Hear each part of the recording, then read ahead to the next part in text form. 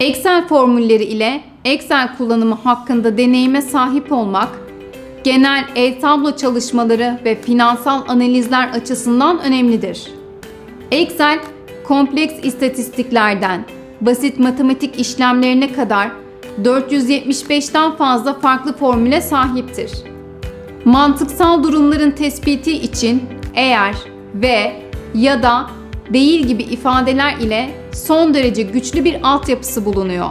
Excel toplama formülü en sık kullanılanlardan biridir. Belirtilen aralıklardaki sayıları tek bir hücrede toplar. Formül, hesaplamanın gerçekleştirileceği hücrede eşittir ifadesinden hemen sonra topla A1 noktalı virgül A2 yazılarak işleme konur. Birden fazla hücre toplama katılacaksa her bir hücre adı parantez içinde virgül kullanılarak formüle eklenmelidir. Excel eğer formülü.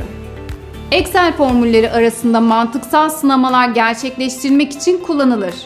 Hücrelerde bulunan sayısal ifadelerin büyük küçük ya da eşitlik durumlarını tespit etmek için eğer mantıksal sınama, eğer doğruysa değer, eğer yanlışsa değer formülü işe yarar bir formüldür. Eğer formülü metin değerleri içinde kullanılabilir. Eğer formülünün içerisine diğer formüller de eklenebilir. Böylece formülün kompleks bir şekilde kullanılması da mümkün hale gelir.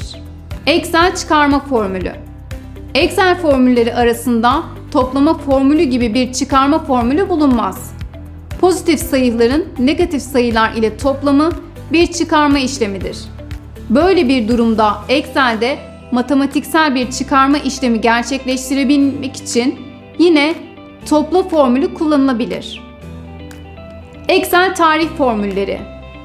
Günün tarihi için bugün parantez içinde formülü kullanılır. Tarih işlemleri gerçekleştirmek bugün +7 formülünü kullanarak bugünden bir hafta sonraki tarihi elde etmek kadar kolaydır.